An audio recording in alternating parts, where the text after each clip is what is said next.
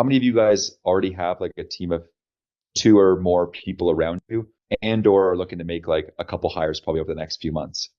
Anybody in that boat? One, two, three, four. Okay. Cool. Well, I'm gonna kind of go through just because I wanted to check if this would be relevant to you guys or not, but I figured it would. A lot of founders I talk to, right, are looking to get more time back in their day, right, and to build a team around them, right, which many of you guys have that on the horizon or are already in that boat. So I'm just going to run you guys through just a brief lesson on how I look at delegation, and then let's get into Q&A and questions you guys may have. Along the way here, if you have questions, you're welcome to also put them in the chat. I'll be sure to check it here there as I go through this.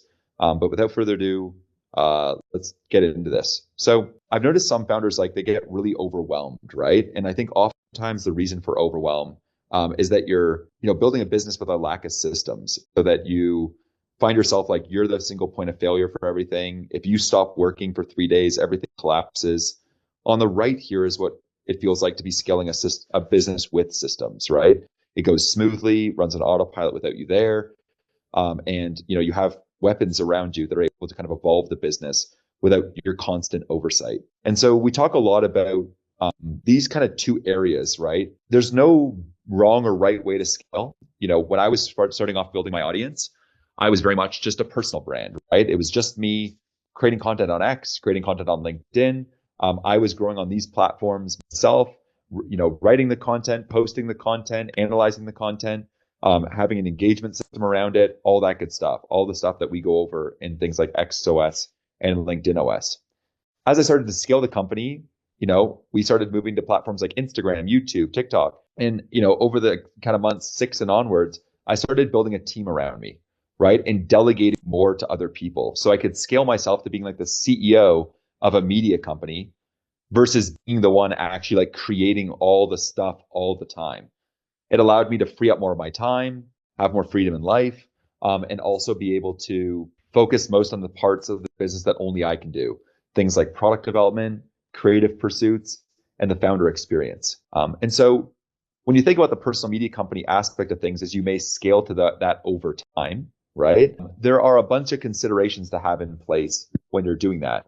Just to kind of give you guys just a quick overview here, inside of OS Plus, if you go to the classroom here in school, just so you guys are aware, there are these two sections here, right? Personal Media Company OS and Autopilot OS. Some of the stuff I'm about to cover inside the presentation deals with things like the time audit system, which can be found in Autopilot OS, with the goal of helping you run a business that goes on autopilot. And then Personal Media Company OS is where you can find a lot of the job descriptions and kind of hiring guidelines for roles like writers, social media managers, chief of staff, setters, salespeople, designers, copywriters. So that a lot of the roles you need in your personal media company, I've already gone and created a lot of the scorecards for these roles. So you can see chief of staff scorecard, you click on this, and you can go see an example scorecard here for a chief of staff role. And so there's a template in this, and it could save you a lot of time having to make your own, job descriptions. This is already flushed out for you. You can just go to File, make a copy, and make your own version. So without further ado, let's keep ripping here. So this is what Founder OS currently looks like. This is the org chart. About 20 people across the team that are all weapons at what they do. But the truth is, obviously, this is not how it's always been. This is just where it's at time 0 today. But if we rewind, Founder OS has existed, I think, for around 26 months. In month 1, it looked like this. It was just me doing everything as the chief everything officer, putting content on X, developing the product. And for those of you that might be at this stage or have been there, you kind of understand it, right? You're kind of spinning plates between audience growth, your product, and in my case, also building the community, right? And I'd be lying if at times I didn't say it got overwhelming, right? But to back up and kind of be the anecdote to that overwhelm through the systems that I'd created over the years, right? The systems to kind of effectively scale an audience on a platform like X. And over those first few months, this is month 1 to 3, scaling that audience up to over 40,000 people on X. From there, the product was validated. We started scaling up, and I started to use profits from the company to hire roles like Michael to run the tech side, Georgie to run finance, Brendan on the copywriting side. I shifted our audience from X to LinkedIn. And I was able to use the same content I had made on X to use that to scale up LinkedIn and grew the audience past 250,000. The core product is Founder OS, and we're using just a simple tech stack. At this stage, my focus is largely continuing to kind of like implement the systems, hire great people, and then also kind of set the audience on fire. Because my belief is that like if your audience is big enough, you're going to funnel a lot of leads, you're going to drive a lot of people to the business, and like the score will kind of take care of itself. As I kept scaling, this is where we started to kind of staff more people up on the content team to help me out. And we started making some of our early kind of like sales hires. At this stage, the audience is now growing to 700,000. We're transferring to platforms like Instagram, TikTok, and YouTube at this stage. So a key learning there is I wasn't on all platforms at once, right? I was on X, then X and LinkedIn, and then I scaled to the 3 video platforms, right? But one at a time to kind of scale gradually and do it sustainably, where I was able to effectively master a platform, delegate it, move on to the next one. Versus trying to do all things in a mediocre level. As we continue to scale, we kind of then started bringing on more people on sales, founder success, more people across the creative side of things like video editors. And the focus really is just continuing to kind of systemize the business, have it running smoothly, fixing any bottlenecks so the business just kind of naturally scales. It was only at this stage that we introduced the second product, right? Like FounderOS Plus and the Mastermind. So up until this stage, the business scaled to around 2.5 million a year, all with just one product. So again, oftentimes people are trying to scale to a lot of things all at once, a lot of platforms, a lot of products. When I'm scaling things, I always try to like minimize the surface area of stuff I'm doing and go deep on that stuff versus going wide and shallow. So it was only after we had crossed 2 million that we introduced other products. This is the stage we're at right now, where we're approaching $1 million a month. And at this stage, I'm really focused on removing myself from operations the same way I did at Herb, where I only work about 30 minutes a month in that business, and focusing most on the stuff that only I can do. Things like creative, the focus on product, and the founder experience, like calls like this. And so I just want to then now go over kind of a couple things here on like the delegation checklist side of things, right? And ways to think about as you're building up your team. I think some core learnings that I think are important for everyone to be aware of. But before I get into that, Roger, any questions on your side? No? All good? Okay, cool. I see your hand up. Just want to make sure. Cool. So let's get into a few things here. We're going to go over the time audit system, scorecards, hiring, and intensive onboardings. So this is the time audit system. I can go and share my screen here quick, or share the system. So one thing, when you're looking to go make hires is kind of like auditing your own time and where you're currently spending it. So this is an example of like hypothetically what my own time audit may show. So as I go and I look at like the stuff I've spent time on over the last 30 days in my calendar, and I also look at my to-do list over the past 30 days, I may discover that a bunch of my time has gone to things like, editing a workshop landing page and editing workshop marketing. I would then go down after I've listed all these tasks that I've been working on and indicate whether these tasks gave me energy, were neutral, or drained my energy, right? So it's the stuff I don't want to be doing that's not in my zone of genius. From there, I can indicate whether I want to delegate that or no, whether it can be eliminated or automated. And so with things like YouTube scripting as well, I find this draining, so I delegate it to a scriptwriter. Maybe with something like the YouTube or the workshop landing pages, I also find this draining, and so I delegate it to someone on tech and a copywriter on my team. There's also maybe roles like scheduling calls with new people or keeping my calendar clean that I maybe need to hire someone for. And so I realize, okay, I need an executive assistant, and I can make sure that when I'm hiring that new role, I detail out the things from my time audit to be part of the stuff that I want them to do. So these people aren't working on aimless random tasks. They're working on stuff to literally free up my time. Okay. So I'll share this in the chat because I think it's a useful system for you guys to be aware of. And inside of this, there's also a template you can use to start filling out your tasks that you're spending your time on, and starting to get an understanding of what tasks you really should be focused on and the stuff you should be getting off your plate. This is something that I do probably once a quarter to constantly kind of audit where's my time going and making sure it's being spent on the highest value tasks that are in my zone of genius, and then I'm gradually delegating the stuff that I know I should not be doing. So something just to be aware of that I thought would be useful to you guys. So let's keep going through this. So the next aspect here I want to run you through is then, okay, so you're looking to maybe make a hire, but you're trying to understand, like, does it make sense to make a hire? Yes, no, like, how do I think through this?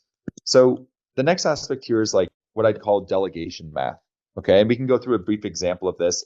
And this is something also that all of the founder success managers that you're working with are well versed in.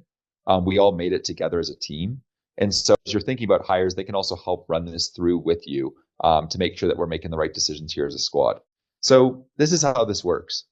Let's just say you're looking to go hire a social media manager, as an example, and that role costs, say, $7,000 a month, just for the purposes of this example. You may determine that your hourly rate, if you were going to spend time more on revenue generating activities, let's just say that you were selling, a $3,000 product and you thought that your close rate on that is 30%, maybe your hourly rate is $900. Now, when you think about the total hours per month saved from having a social manager on board, the amount of hours saved is, say, 40 hours a month or 10 hours a week that you don't have to spend posting content, managing an engagement system, just, captions for Instagram, YouTube, descriptions, all that good stuff. If you assume maybe that you have a profit margin of 80%, when you fill out these yellow fields, you can see that under this example, with this specific kind of math, this person would earn a 3x ROI on hiring a $7,000 social manager that frees them up on 40 hours a month, assuming that they spend their time on stuff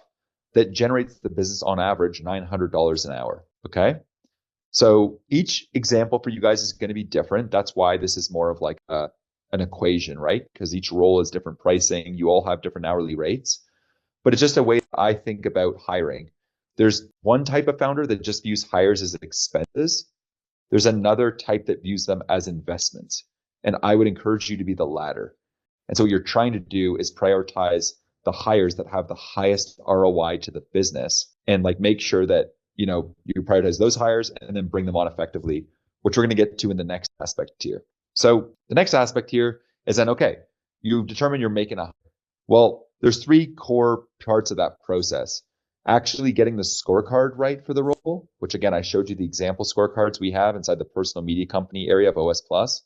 The second aspect is effective interviewing, which also includes a challenge. So this is an example of like a scorecard that I would go and detail out for a chief of staff. You want to make sure that you are as detailed in your job scorecards or job descriptions as possible, right? Don't assume people know what the heck you want them to do in that role. So be detailed in terms of like, what are the 90-day goals in the role? What are your expectations? Who are you looking for? Who are you not looking for? What's your mission? What are your values? Like, be detailed, right? So that when someone's coming into the role, they know exactly what they're getting themselves into, right? So that ideally a lot of people maybe just self kind of qualify themselves out of a role and you're left with just people that like get it, they're down motherfuckers, and they're ready to actually do what you want and they're excited by it. The next aspect that I always institute after I've done one interview with someone and I determine that they are promising for a role is I institute a challenge, which is a take-home exercise that I have people do that consists of around 3 to 4 challenges. That's to be, maybe 60 to 90 minutes of their time, unpaid, that allows me, instead of interviewing them and talking to them a bunch, just let me see what you can do. For most roles, I encourage them not to use ChatGPT because I'll tell if they are, and I just won't hire them. And this is an example of what a challenge may look like for an executive assistant, right? So in this case, I'm having that person, if you look at challenge 2 here, assuming that like I'm going to say Alula, Namibia, and Zambia to go film 2 weeks of 3 YouTube videos, go and plan out the entire itinerary so it's as epic as possible with creative shots, the actual production of content. And I want them to actually go plan out like a 2-week itinerary for me. This is an example of like, giving them something that like I actually might ask that role to do so that when I'm getting to see their work come back, I'm like, okay, like judging by how this person's attention to detail is, how specific they are, how clean it is, how it's formatted, the spelling, the grammar, the formatting, like, is this someone I want to work with? Do they have attention to detail? Are they hungry? And if that challenge comes back and it doesn't meet my standard, I would just end it right there. Okay. And so this way I'm able to test people's technical chops outside of just someone that could just maybe interview well, which I think we've all been there, done that, and made those mistakes. So when it then comes to like the onboarding part, right? Similar to how the hiring process should be rigorous, so should your onboarding, right? So creating detailed onboarding docs for the given role, making sure that, especially with new people, you're oftentimes training them like 3 times a week. Not all that dissimilar to how I'm even running through this deck with you guys right now. Just making sure like people understand the details of what the role entails, right? I oftentimes think of a CEO as a chief detail officer, right? And people need to be trained on the details of the role, right? You also want to make sure, ideally, that people are sending you end of day reports in Slack, end of week reports on what went well in the given week, any wins they've had, and what their priorities are the next week. I think this just guarantees that there's clear communication across the team, versus you guessing, like, what is this person working on right now? I just find that incredibly inefficient. I actually think that A players work well around this kind of like structure, because most of us already have priorities of what we're working on the next day. So it's not all that crazy just to send that to like the team and to the CEO to make sure they're in the loop in terms of your priorities. And then at 1 month, you want to kind of be asking yourself, like, how are they performing? If they're going well, continue to kind of lean into coaching. You could like roll back the training slightly, while not entirely. And if they're not working well, you can either decide to kind of give them a warning and give them a couple weeks, or just remove them there, versus letting someone that turned out to be mediocre stay around. So when it comes to then actually finding hires, which many of you may be at that stage or soon looking for it, we have a talent network at FounderOS. If you guys need intros to people, you can always let me know via DM in school, or let your respective founder success manager know. They'd be happy to make intros to qualified people that we vetted that I generally am even working with. Also, I recommend that you're reaching out to other A players, even messaging in the community to see if any fellow founders inside of OS maybe can help. And then lastly, asking your audience, right? This is the benefit of growing an audience online, is that oftentimes there's awesome A players just within the pool of attention you're driving. So just some final reminders, right, are also to, like, when you're hiring, hire slow, right? Be rigorous. I find at FounderOS, I'm oftentimes saying like no to 9.5 out of 10 candidates, just to say hell yes to the ones that I really like. And that leads me to the second part, which is like, if it's not a hell yes, it should be a no. And be really, really like kind of create a high bar of what you'll tolerate, and make sure you're bringing on the right people, especially early on, because those first kind of 4 or 5 hires you make determine like the culture of the company for probably the next 20 hires. So just leave it there. I want to give you guys a brief overview of how I see hiring, delegating. Anybody want to kick it off with any questions around this, or